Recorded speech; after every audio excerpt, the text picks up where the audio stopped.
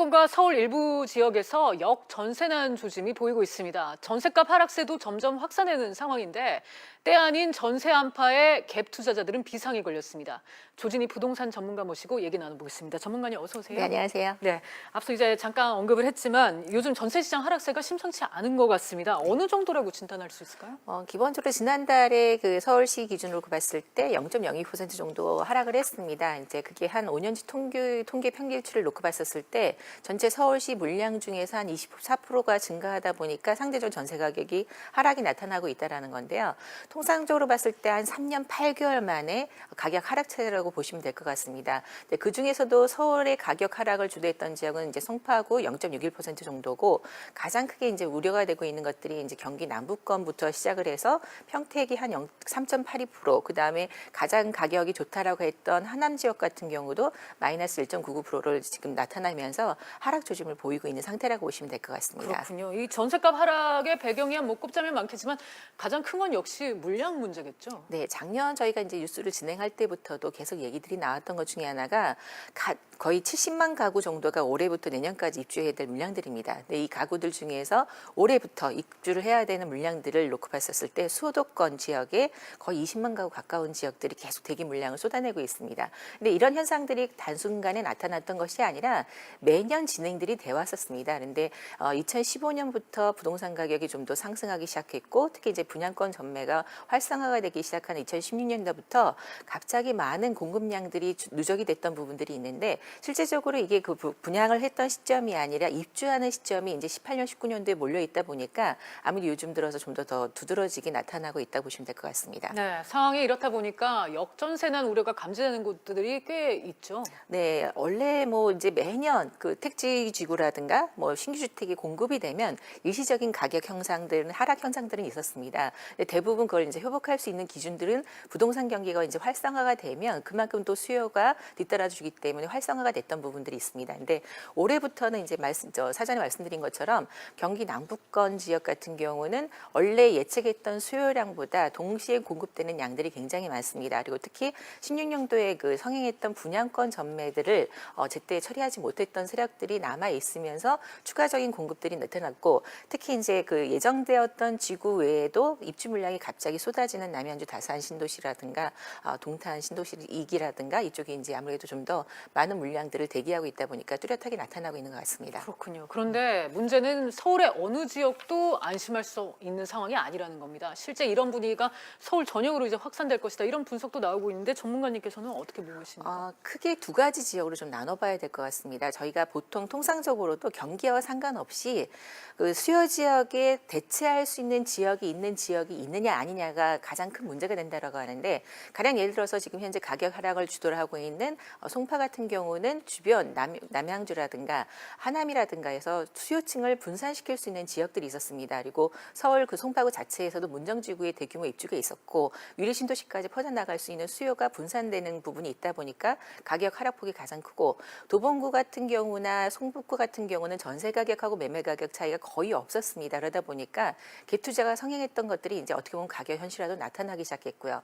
노원구 같은 경우는 주변에 있는 남양주 신도시라든가 구리 갈매지구라든가 다산 신도시가 이제 계속 입주 물량을 쏟아내면서 전세 가격이 오르는 것들을 어떻게 보면 평준화시키고 있는 상황이라고 보시면 될 것 같습니다. 그래서 아무래도 이제 좀 그 대기 물량을 쏟아내서 분산시킬 수 있는 지역은 가격 하락폭을 좀 더 유지하고 가격이 갈 것 같고요.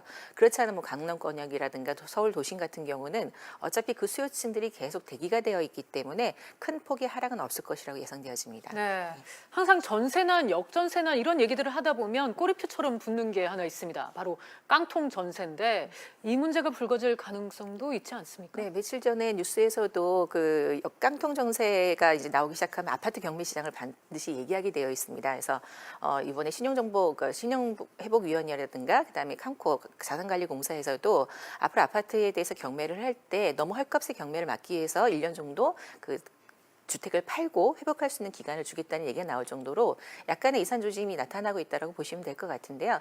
깡통 전세의 우려나는 아무래도 가장 크게 우려가 되는 것들이 그 전세 가격을 예상해서 나머지 갭 투자를 하려면 단기 차익 투자 투기 수요들이 가장 문제가 될 것입니다. 근데 2015년도에 한 사례를 말씀을 드리자면 실제 위리 신도시가 12월에 입주해야 될 물량 중에서 거의 22%밖에 수요층들이 들어가지 못했습니다.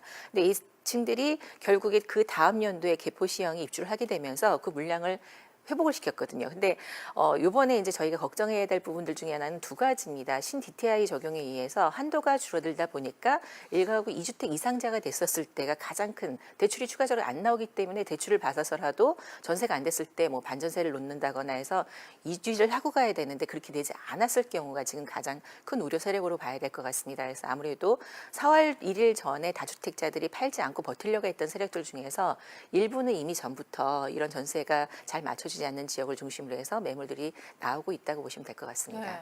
이렇게 되면 가장 고민이 깊어지는 거는 갭 투자자들 아니겠습니까? 예, 맞습니다. 네. 그러니까 갭 투자 중에서도 말씀드렸던 것처럼 딱 양극화가 되어 있던 것 중에 하나가 가령 예를 들어서 이제 기름 뉴타운 지역의 아파트 같은 경우는 전세 가격이 때로는 아파트 일반 매매 가격 평균치보다도 높았던 지역이 있습니다.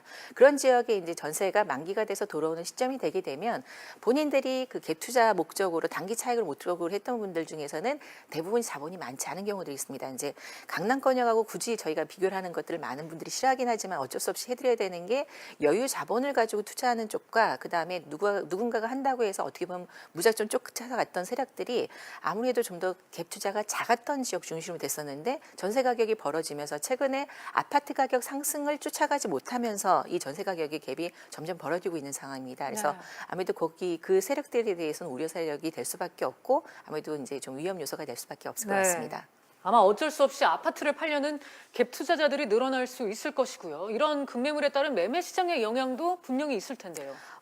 작년부터가 좀 두드러지게 나타나고 있습니다. 이제 아까 말씀드렸던 일부 지역, 경기 수도권 지역에서 전세 가격이 뒷받침돼 주는 게 아니라 아예 거래 자체가 이루어지지 않는 지역들도 있습니다. 그러다 보니까 이미 마이너스 프리미엄이라고 마이너스 피라고 해서 분양 가격보다 낮은 상태의 가격대들이 형성되고 있었습니다. 그런데 가장 큰 문제들이 뭐냐면 좀 싸게라도 팔아서 내가 가져가야 되겠다, 주택수를 줄여야 되겠다라는 그 세력들이 작년부터 나타나기 시작했는데도 불구하고 수요 대기층, 그 예상했던 것만큼 회사가 들어온다거나 택지개발지구에 신규 기업들이 입주가 되지 않음으로 인해서 매수세들을 그다음에 전세, 월세 수요층을 이끌지 못하는 지역 같은 경우 이미 그런 현상들이 나타나고 있기 때문에 아무래도 이제 그 양이 점점 더 늘어난다라는 부분들이 좀 걱정이 되는 부분이라고 보시면 될 것 같습니다. 네. 네.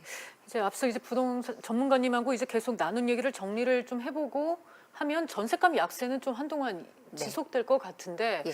이후 상황은 어떻게 전망하고 계세요?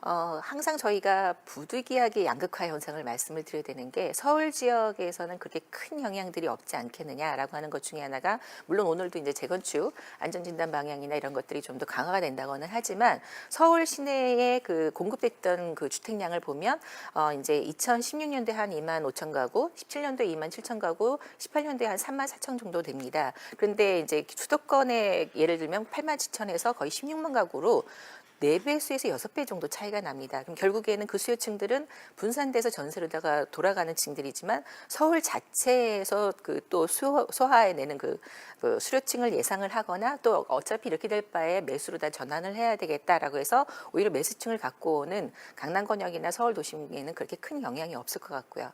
오히려 지금 이제 그 갭 투자가 작았던 지역에서 소액으로 해서 성향을 했던 지역인데 대규모 택지 개발 예정으로 인해서 지금 수요가 분산되고 있는 지역들이 가장 큰 위험 요소가 되지 않을까 싶습니다. 그렇군요. 네.